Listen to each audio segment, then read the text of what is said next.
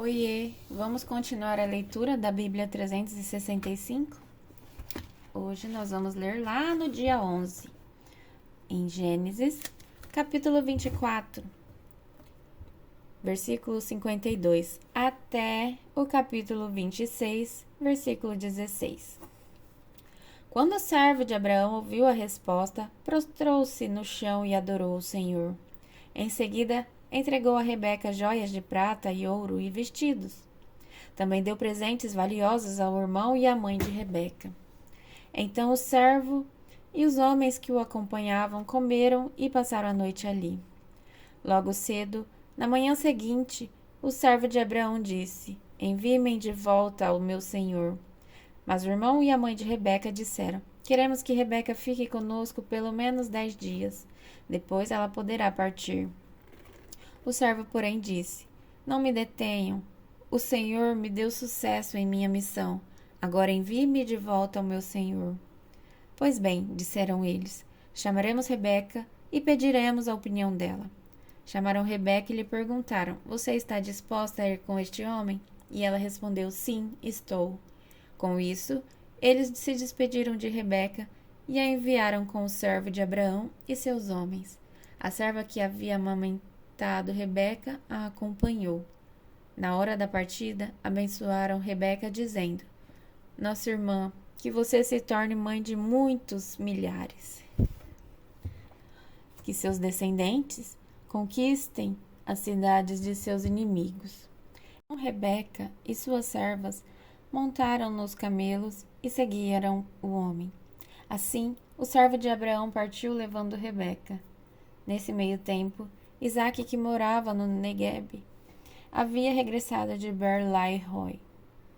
Ao entardecer, enquanto caminhava pelo campo e meditava, levantou os olhos e viu que camelo se aproximava. Quando Rebeca levantou os olhos e viu Isaque, desceu do camelo no mesmo instante e perguntou ao servo: Quem é aquele homem que vem pelo campo ao nosso encontro? Quando ele respondeu: É meu senhor, Rebeca cobriu o rosto com o véu. Depois o servo contou a Isaque tudo o que havia feito. Isaque a levou para a tenda de Sara, sua mãe, e Rebeca se tornou sua mulher. Ele a amava profundamente e nela encontrou consolação depois que sua mãe morreu. Abraão se casou outra vez com uma mulher chamada Quetura. Ela deu à luz Zinrã, Joxã, Medã, Midian, Isbaque e Suá. Joxã gerou Sabá e Dedã. Os descendentes de Dedã foram os Assuritas, os Letuzitas e os Leumitas. Os filhos de Midian foram Efá, Efer, Enoque, Ábida e Elda. Todos eles foram descendentes de Abraão, por meio de Quetura. Abraão deu tudo o que possuía a seu filho Isaque, antes de morrer.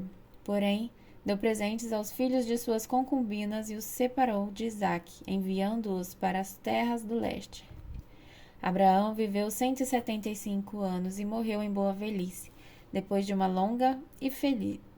vida longa e feliz. Deu o último suspiro e, ao morrer, reuniu-se a seus antepassados. Seus filhos Isaque e Ismael o sepultaram na caverna de Macpela, perto de Mamre, no campo de Efron, filho de Zoar, o Hitita. Esse era o campo que Abraão havia comprado dos hititas e onde havia sepultado Sara, sua mulher. Depois da morte de Abraão, Deus abençoou Isaque e ele se estabeleceu perto de Ber-lai-roi, no Negueb. Este é o relato da família de Ismael, filho de Abraão com Agar, serva egípcia de Sara. São estes os descendentes de Ismael por nome e clã: Nebaiote, o mais velho, seguido de Quedar, Adbel, Misbão, Misma, Dumá, Massá, Haddad, Temá, Getur, Nafis e Quedemá. Esses 12 filhos de Ismael deram origem a 12 tribos, cada uma com o nome de seu fundador, relacionadas de acordo com o lugar onde se estabeleceram e acamparam. Ismael viveu 137 anos, deu o último suspiro e, ao morrer, reuniu-se a seus antepassados. Os descendentes de Ismael ocuparam a região que vai de Havilá a Sur, a leste do Egito, na direção de Assur. Ali viveram em franca oposição a todos os seus parentes. Este é o relato da família de Isaque, filho de Abraão. Quando Isaque tinha 40 anos, casou-se com Rebeca, filha de Betuel, o arameu de Padã Arã, e irmã de Labão, o arameu. Isaque orou ao Senhor em favor de sua mulher, pois ela não podia ter filhos. O Senhor ouviu a oração de Isaque e Rebeca ficou grávida de gêmeos. Os dois bebês lutavam, um com o outro, no ventre da mãe, de modo que ela consultou o Senhor a esse respeito. Por que isso está acontecendo comigo? Perguntou ela. O Senhor respondeu: os filhos em seu ventre se tornarão duas nações. Desde o começo elas são rivais. Uma nação será mais forte que a outra, e seu filho mais velho servirá a seu filho mais novo. Chegando a hora de dar à luz, Rebeca descobriu que de fato eram gêmeos. O primeiro a nascer era ruivo e coberto de pelos, por isso o chamaram de Esaú. Depois nasceu o outro gêmeo, com a mão agarrada ao calcanhar de Esaú. Por isso o chamaram de Jacó. Isaque tinha 60 anos quando os gêmeos nasceram. Os meninos cresceram, Esaú se tornou um caçador habilidoso, que vivia ao ar livre, enquanto Jacó era mais pacato e preferia ficar em casa. Isaque amava Esaú, porque gostava de comer a carne de caça que ele trazia, mas Rebeca amava Jacó. Certo dia, quando Jacó preparava um ensopado, Esaú chegou do deserto, exausto e faminto. Estou faminto, disse ele a Jacó. Dê-me um pouco desse ensopado vermelho. Por isso Esaú também ficou conhecido como Edom.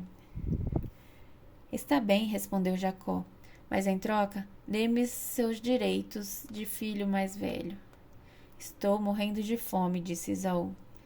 De que me servem meus direitos de filho mais velho? Mas Jacó disse: primeiro jure que seus direitos de filho mais velhos agora são meus. Esaú fez um juramento e desse modo vendeu todos os seus direitos de filho mais velho a seu irmão Jacó.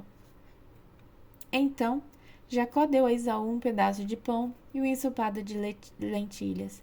Esaú comeu, levantou-se e foi embora. Assim, ele desprezou seu direito de filho mais velho. Uma fome terrível atingiu a região, como havia acontecido antes no tempo de Abraão. Por isso Isaque se mudou para Gerar, onde vivia Abimeleque, rei dos filisteus. O Senhor apareceu a Isaque e disse: não desça ao Egito, faça o que eu mandar. Habite aqui como estrangeiro, e eu estarei com você e o abençoarei. Com isso, confirmo que darei todas essas terras a você e seus descendentes, conforme prometi solenemente a Abraão, seu pai.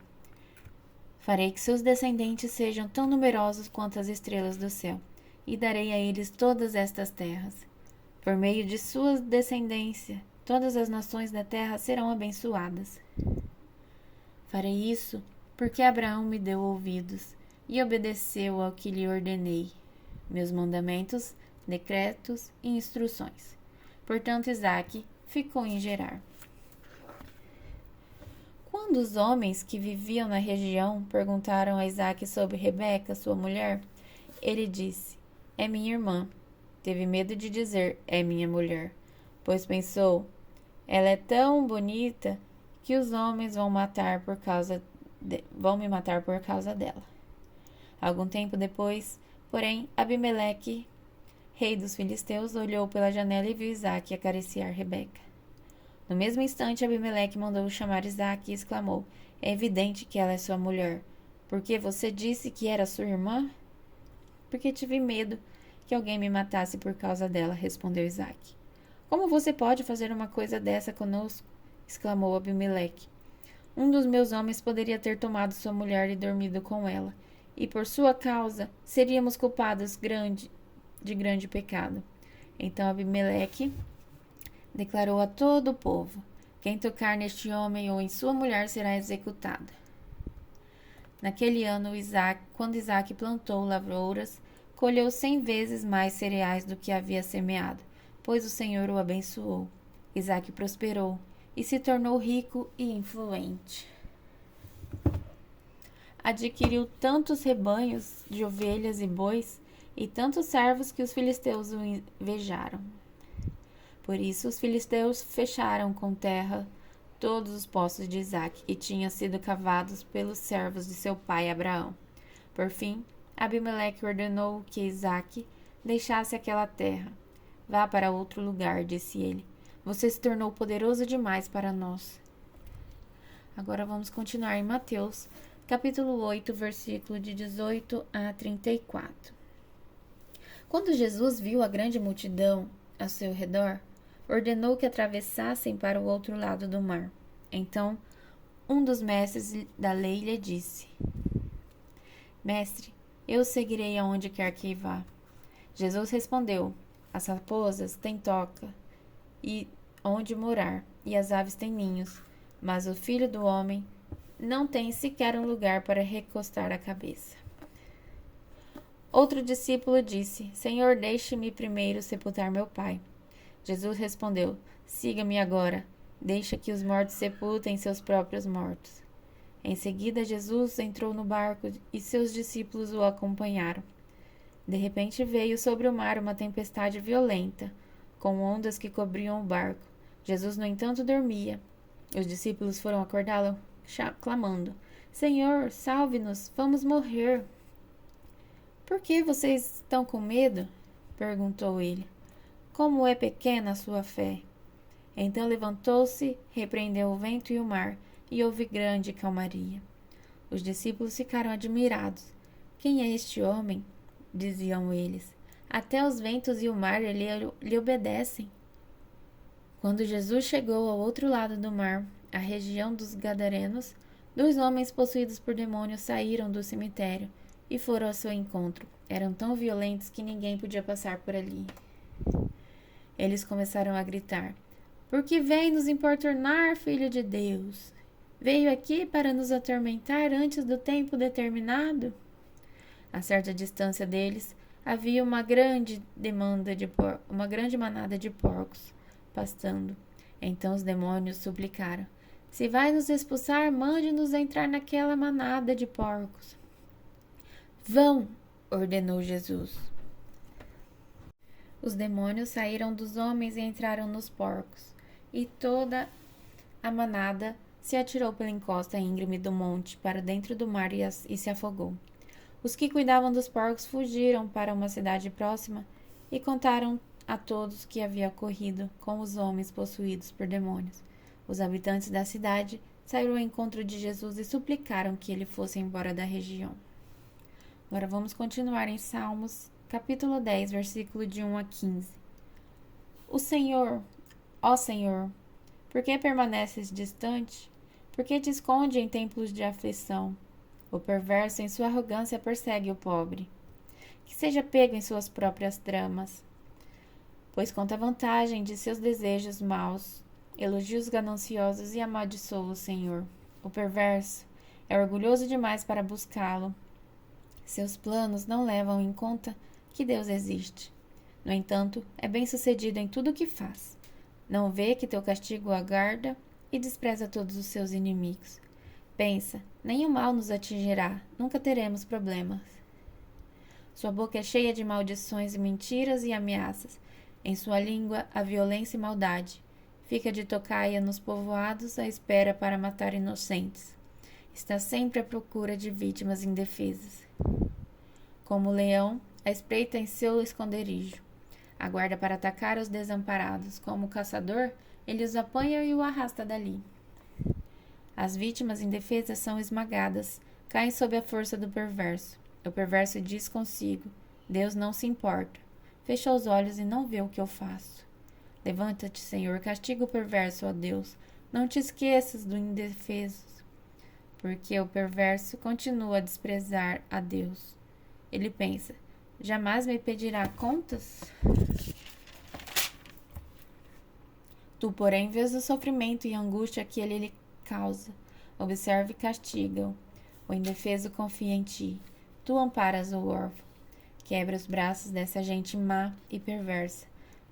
pede conta de sua maldade até nada mais restar. E vamos concluir lá em Provérbios, capítulo 3, versículo de 7 a 8. Não se impressione com sua própria sabedoria. Tema o Senhor e afaste-se do mal. Então você terá saúde para o corpo e força para os ossos. Então, até amanhã.